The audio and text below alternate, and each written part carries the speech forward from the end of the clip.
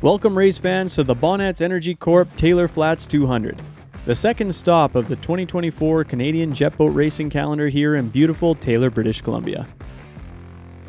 The racing schedules are identical both days, with morning legs starting on the mighty Peace River and heading up the Pine River 30 miles, returning back downstream for leg 2, then hitting the circuit races in the afternoon, which are always a fan favorite. The first leg had boats starting 2 at a time at 1-minute intervals, and the first 2 boats away were Josh Becker and Regan Williamson.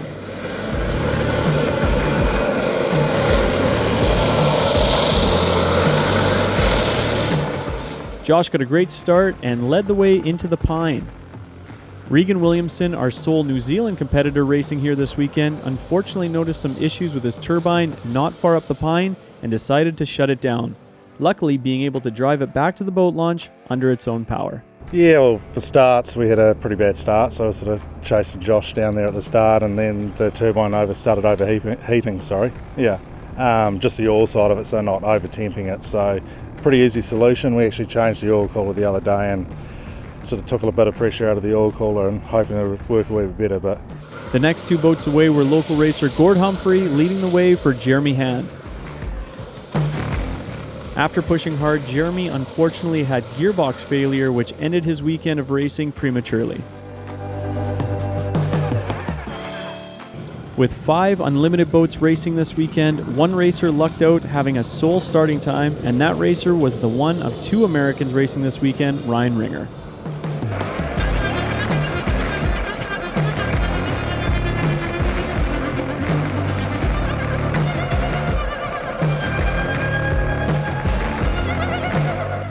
Next up were the 2 A-class boats racing this weekend, Darin Cage leading the way for Tim Greber into the Pine. Tim's racing a tuned-up CX motor, and he knew he'd be down 1 or 2 mile an hour on Darin this weekend, but only a few miles from the finish line, it was driveline issues that halted CDN1 from finishing leg 1.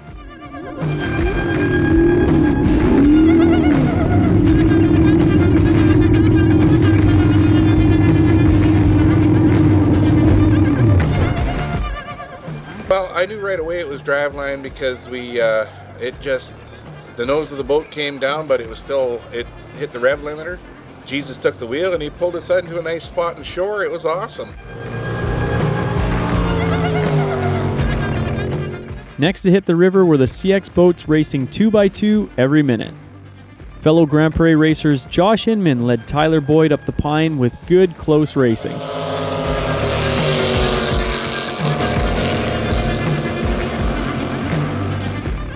Next up, once again, 2 more Grand Prix racers with Denny Mayne leading Darren Stevens to the mouth.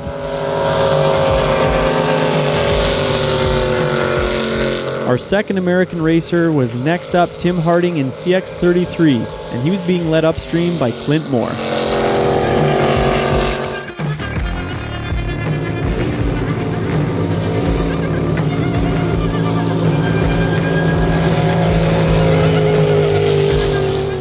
Unfortunately, on the downstream leg, Tim suffered a crack in his intake to the point where he barely was able to limp the boat back to Taylor.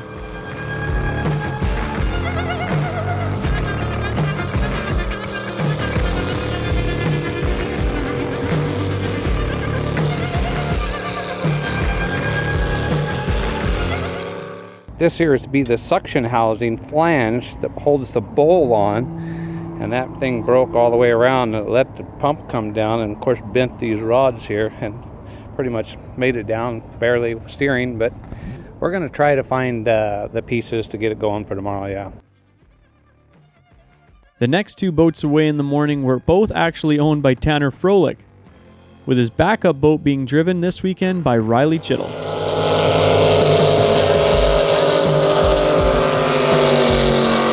Finally, the 2 local brothers of Clayton and Trapper Woolsey were the last 2 boats up the Pine River, hoping the local river knowledge would help them catch the 8 CX boats leading the way ahead of them.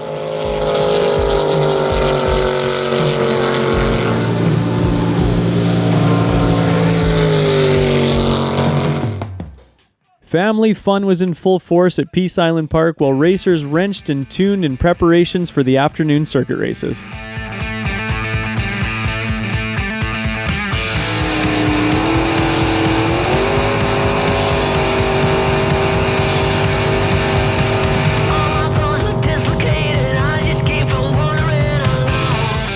The first heat of circuit racing featured the 4 CX boats of Clayton Woolsey, Riley Chittle, Josh Inman, and Darren Stevens.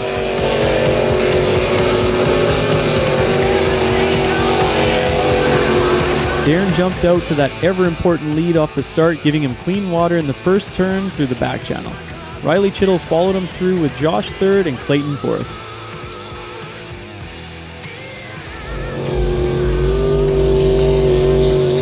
After some hard charging through the first lap, Josh managed to get around Riley for second place, and that's where they crossed the line after 4 laps of racing. Darin first, Josh second, Riley third, and Clayton fourth. The second heat of the day was once again filled with 4 CX boats.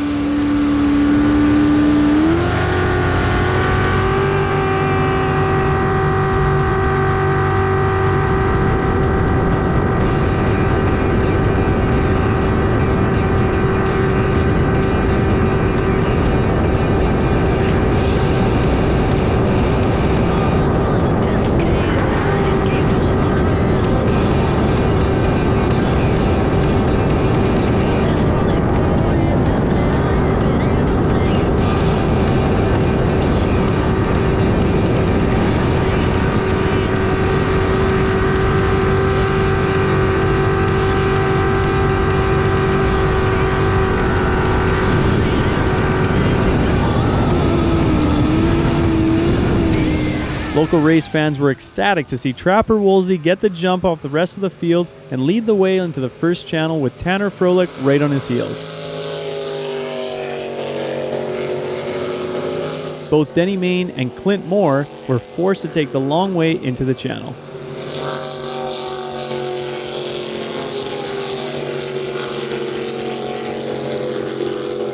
By the bottom corner, Tanner was able to get around Trapper, and Denny was now putting the pressure on Trapper to try and pass for second.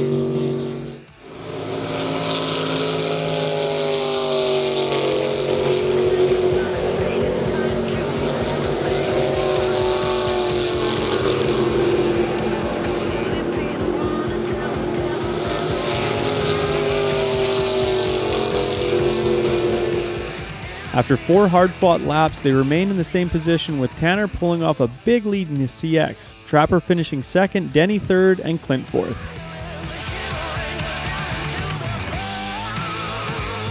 The final heat of the day featured Darin Cage and his piston-powered A-boat in a stacked heat with 4 very fast turbine racers. Here we are riding along with Josh and Bryce in U354 unfinished business at the start. They were able to get the jump on Ryan off the line, but local racer Gord Humphry beat everyone to the first corner. Ryan managed to catch and pass Josh and Bryce by the top side and began setting his sights on Gord for the lead.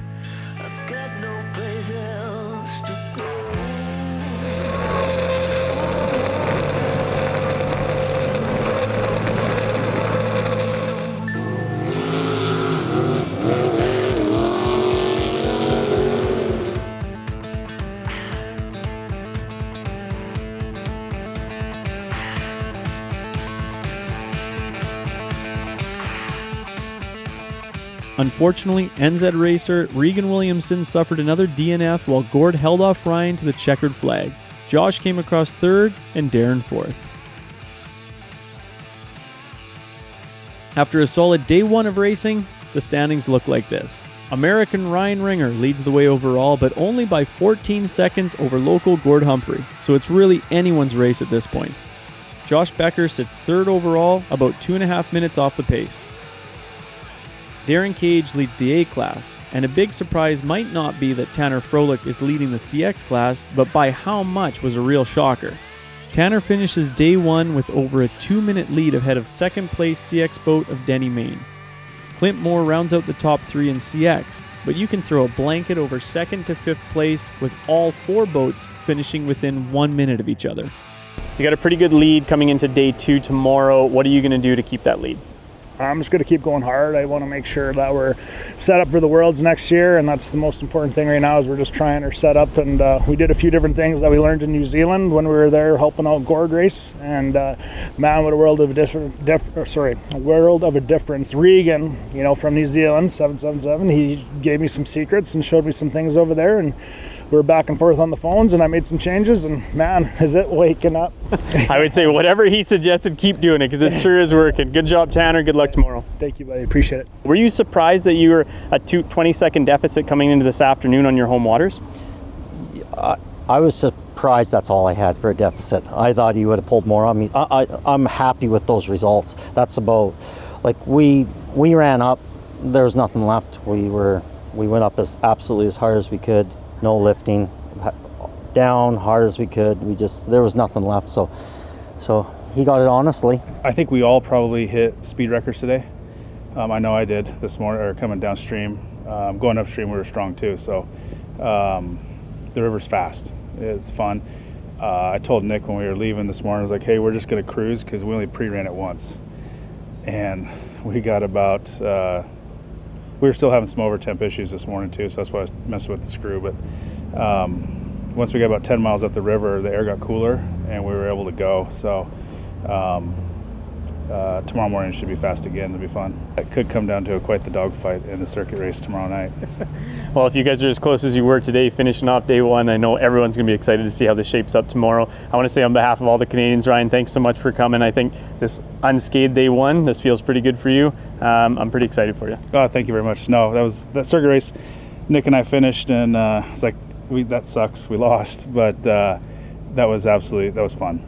And when you think about it, it was a great time. And like I said, Gord drove well, and him and Jason got a good thing going there. And now I know how fast his boat is because we were right on his tail for a while and watching the GPS. So anyways, it was fun. Yeah, appreciate the hospitality and appreciate being here. Thanks for joining us on an exciting day of racing here at the Taylor Flats 200 presented by Bonnett's Energy Corp.